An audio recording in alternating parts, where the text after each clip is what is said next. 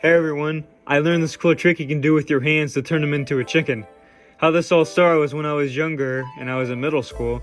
This kid was showing the class how to make a chicken head out of his hands.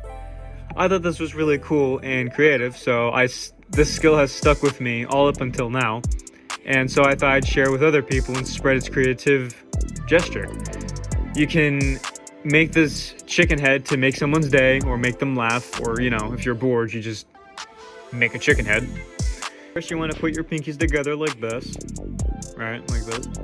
Then you want to crisscross your index finger over each other like this, like an X. Then you're going to want to wrap your middle fingers over your index. This part's a little tricky, so I like to use my thumb to help me out.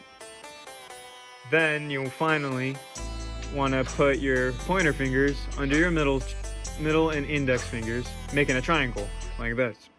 And then boom, you turned your hands into a chicken.